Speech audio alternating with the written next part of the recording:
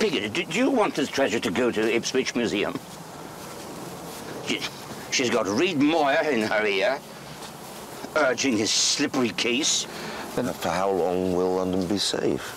Piggy, do you want this treasure to go to the Ipswich Museum? It occurs to me that you might unearth human remains. Yeah, that's possible.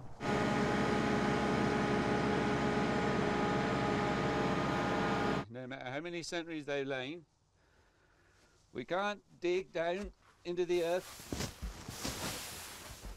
Hey, Basil! His head could appear. You must be careful with your hands. Hey, Basil! Careful! I don't need water. Careful! It's great. Well done. When you need that. Probably.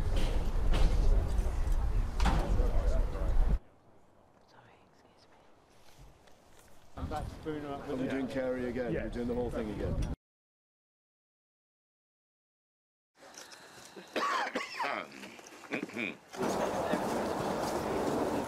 We embrace all of the chaos. I don't ever want anyone to get too...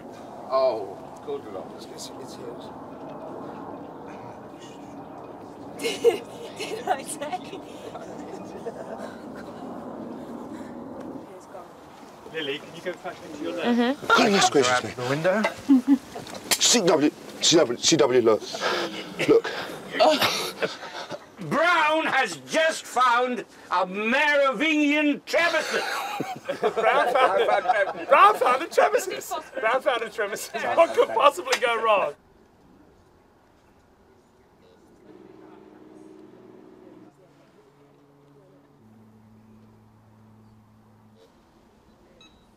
Shall we light a fire this evening, Rory? I don't know if there's enough kindling. I'll go fetch some.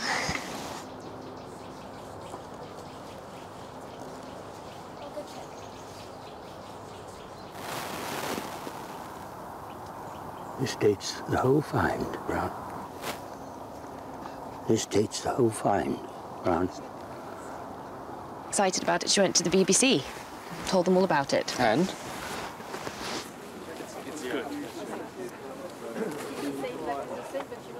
Yeah, I know.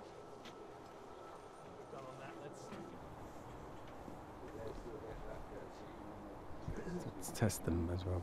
So we've got all of the front end of that. That's fine. So we just need to bring them in. Basil Brown is a now well-known self-taught archaeologist, and what appeals to me was Basil is from a working class background, rural working class background, who left school at 12 and taught himself a multitude of things, not only a strong archaeological knowledge based on experience working on sites in Suffolk, but also he wrote a book about astronomical charts, a history of astronomical charts, which he wrote and taught in order to communicate with other academics in that field. He taught himself, I think, a working knowledge of German, French, Latin. An extraordinary figure, really, and I think quite a self-effacing man. When I read the script, I found the character really compelling, but actually diving into her real life and who she really was really extraordinary. She was so beyond her time as a woman at the beginning of the 19th century, and was extraordinarily well-travelled and educated and generous throughout her life, incredibly generous, which ties in with the extraordinary act of generosity that she makes at the end of the story. But reading the script, I found her to be a really wonderful mother, a very lovely employer and landlord, very connected and in touch with her staff and kind and generous to them, and someone with a sense of adventure, someone who sort of felt a little bit caged by their current circumstances, but had a sort of zest for life and an adventure that she wanted to go on. I describe her as extremely passionate and sort of full of life, and sort of like when you're in a room and she's sort of, I think she's the cleverest person in the room, you know, and that's difficult as a woman because I feel she has to hold her tongue a lot, but I think you just see this light in her, and she so loves what she does, and she's so capable,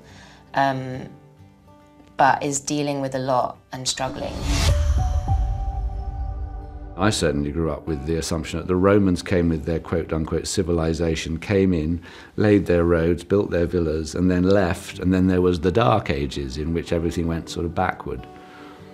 And I think the Sutton Hoo discovery was no, there was a lot of, there was a high degree of artistic culture, and therefore possibly societal culture as well. Well, it's significant not only because it completely redefined how we thought of that time, of the Anglo-Saxon time, from feeling like it was this Dark Ages primitive, you know, time, and then we realised, oh no. And that was all from this discovery, really. And then beyond that, the fact that they got it just in the nick of time, you know, the war was just like days away from starting, and so had they have not found it exactly when they did, had Mrs. Pretty not decided on a whim to, you know, dig up her land at that exact moment, probably would never have found this treasure and wouldn't know what we did about that time, which is insane. All I remembered when I read the script of Sutton Hoo was a mask that's a very famous mask. It's an Anglo-Saxon mask, and it's in the British Museum in London, and that was the first image that came into my head.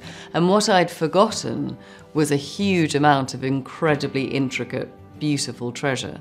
So they found golden buckles and jewels and rubies and a huge, vast wealth of treasure that had been buried in this ship with this great king, which was not only of great financial value but of historical value, because it shed new light on what the Anglo-Saxon society was like. The Sutton Hoo treasure, they didn't know what they were going to find when they started digging. They didn't know if there'd be anything left, if the medieval grave robbers had stolen all the loot, or what. They thought it was Viking, and then they realised it was older than that, and it's Saxon, and then this stuff came up, and the detail in the jewellery and the coins that they found and things like that. They learned more about early Saxon society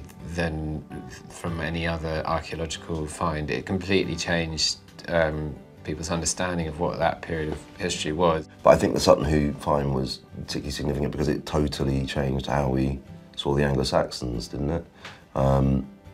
Yeah, they were sophisticated and had communications with the outside of Britain in ways we didn't understand until then.